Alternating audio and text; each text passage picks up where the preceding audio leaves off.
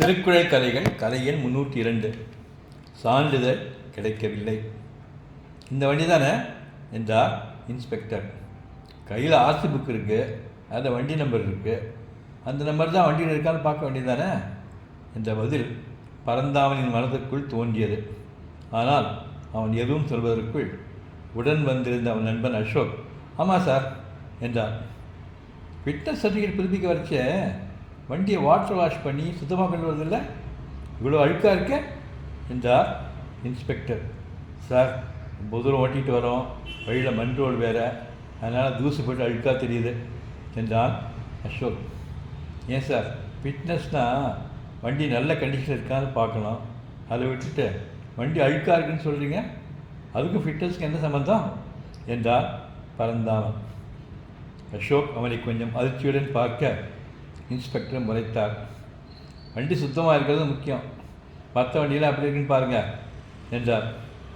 நீங்கள் சொல்லு சரிதான் என்று அசோக் சமாதானமாக பேச ஆரம்பித்தான்.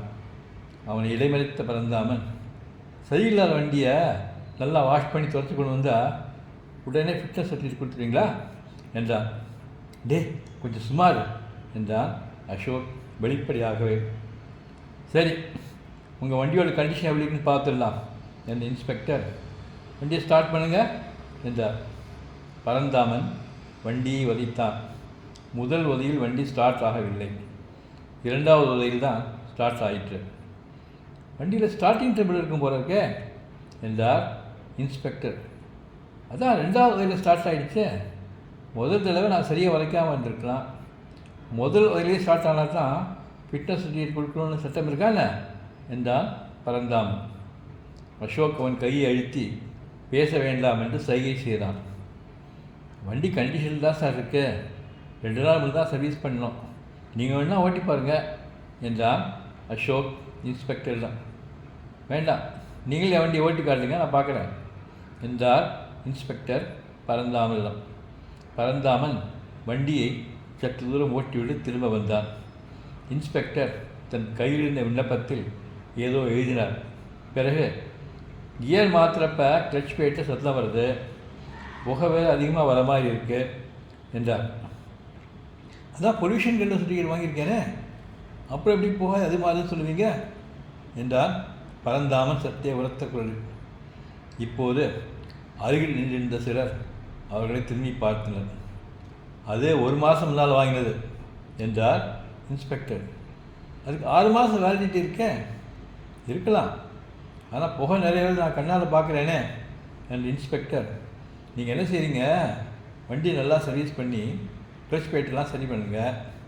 அநேகமாக கிளச் பேட் புதுசாக மாற்ற வேண்டி இருக்கலாம்.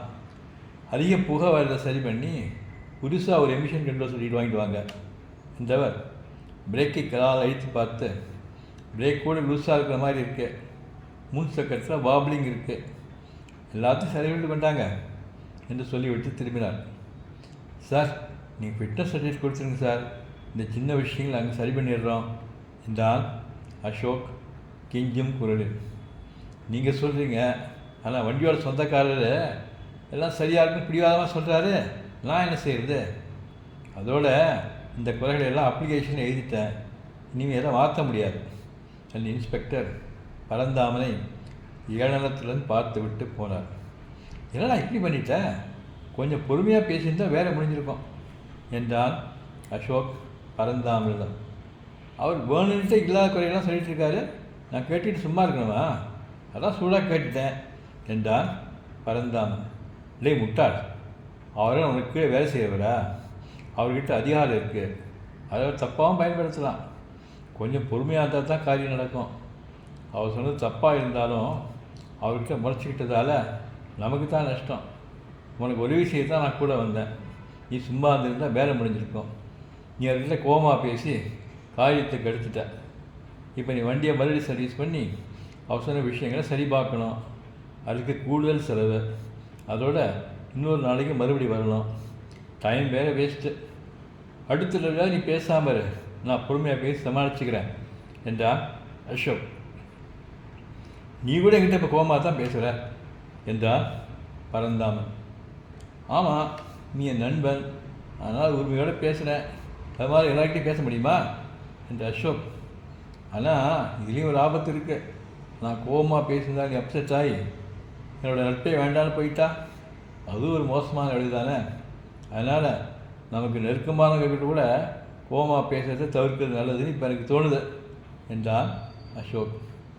அறத்துப்பால் துறரவியல் அதிகாரம் 31 வெகுளாமை. குறள் 302. செல்லா இடத்துச் சிறந்தியது செல்லிடத்தும் இல் அதனின் தீய பெற. பொருள்: தன் கோபம் செல்லுபடியாக ஆகாத இடத்தில் தன் கோபத்தை காட்டுவது தீங்கு விளைவிக்கும். செல்லும் இடத்தில் கோபத்தை காட்டினாலும் அதைவிட தீதானது வேறு எதுவும் இல்லை. நன்றி.